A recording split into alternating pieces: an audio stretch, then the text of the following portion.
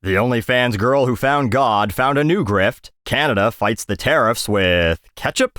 And apparently, you're too poor to eat out. Discord access, Q&As, and the back catalog as well at patreon.com/doseofbuckley. This video is titled, The Industry Hates Chappell Roan. But first, let's hear from some of the very normal people who like Chappell Roan. Ah ha ha ha ha! Calling all Chappell Roan fans to dislike this video. At a Dose of Buckley, Hot to Go is one of the best songs ever. You just have a horrible, horrible taste in music. You have to have a special kind of evil in your malicious soul to hate Chappell Roan. I hate to say it, but you're officially out of touch if you're insinuating Chappell Roan makes bad music. Like, musical experts would tell you that isn't true. Any musical expert seriously discussing Chappell Roan is on the same level as a food expert seriously discussing Burger King, who gives a shit about their opinion. How dare you put Chappell Roan on this list? At least put her on last year's list, smh. Also, the album's cool. Hot to Go is definitely the worst song from it. Not bad, though. I kinda like it. These are some of the many, many comments who disagreed with my decision to put her on the 2024 Worst Songs list. I also really enjoyed the people who tried to be pedantic about the song's official release date. It came out in 2023, but normal people, well, didn't hear it until 2024. I would bet those same people parasocially celebrated her Best New Artist Grammy, though. Didn't you, all caps Christie, trying to summon the entire hive mind to press a meaningless button? Well, I just follow the same rules as the Grammys. The year a song or artist became popular is more important than when it released. You like the Grammys rules, don't you? They gave your favorite geisha, drag queen, luchador, whatever the fuck, a trophy. Anyway, yes, Chappell Roan won Best New Artist, despite debuting in 2017, beating out Sabrina Carpenter, who debuted in 2014, and she took the opportunity to rock the boat a little. I told myself, if I ever won a Grammy and I got to stand up here in front of the most powerful people in music, I would demand that labels and the industry profiting millions of dollars off of artists would offer a livable wage and healthcare, especially to developing artists. You can tell she's absolutely shitting a brick. She's reading it all from her little notebook, shaking, and we'll get to why in a moment.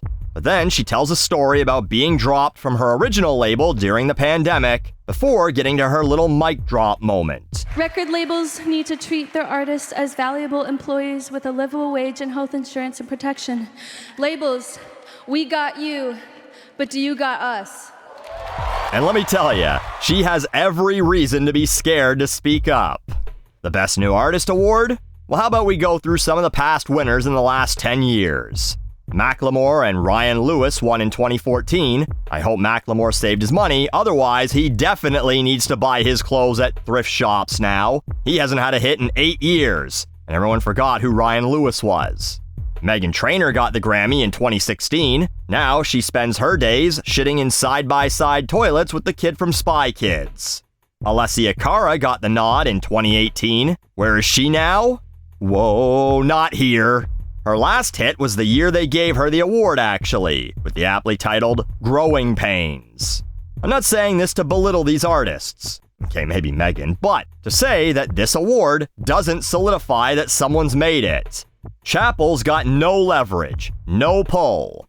She's not Taylor Swift, and fuck, even Taylor Swift, rich and powerful as she is, couldn't buy back her own fucking music. And the minute she started re-recording her old albums, every label started putting it in their contracts that artists can't do that. The labels are the house. They always win. With Chappell, her label could drop her tomorrow. They go find some other quirky girl with a small following on TikTok and promote her, and that's her career done and dusted. She'll be back in Willard, Missouri, seeing if her uncle can get her a job licking the floors clean at the state capitol building. And so, at least one music exec wasn't thrilled with this, penning an op-ed that the Hollywood Reporter published, titled, Chappell Grown. Fuck, I wish I'd thought of that first. The misguided rhetoric of an instant industry insider. A fella by the name of Jeff Rabin was given the opportunity to basically call Chappell a hypocrite, suggesting that she has no right to talk about this now that she is a success, while out of the other side of his mouth saying that she's too green, inexperienced to talk about these things anyway, and then suggests that it shouldn't be up to the labels to pay their artists, but other artists should do it. That she should get Beyonce, Justin Bieber, Taylor Swift, and Bruno Mars to, quote, donate 2 to 3% of their advance to a fund that supports fellow artists. You know, why should your company pay the employees? The employees should just pay each other. How has no major corporation thought of this before? What a game changer. He also mocks her idea of labels providing health insurance, saying, have you ever tried to get your expenses reimbursed from a major label? Yet somehow you want them in charge of healthcare claims?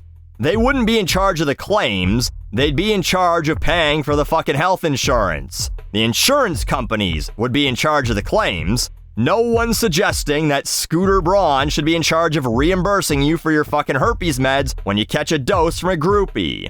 Or for all the therapy you'll need after the label pairs you with Dr. Luke.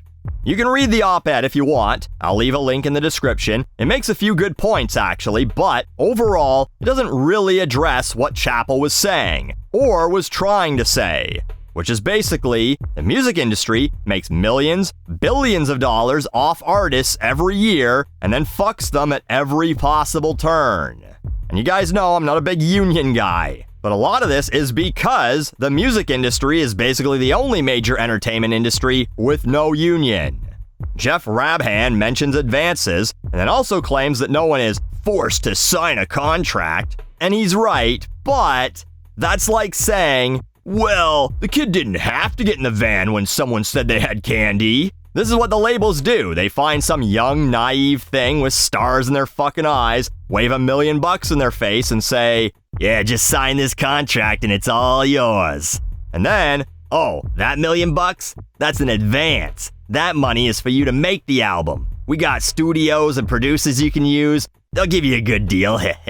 And then, once it's made, you don't see a single fucking penny in royalties until you sold, how about we say 1 million albums?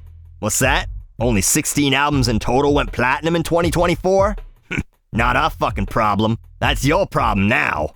Maybe it's just that musicians are the only ones dumb enough to take these deals. Like, did you know the performers at the Super Bowl don't get paid? Not a fucking dime. That's just how it works. And sure, they are already rich.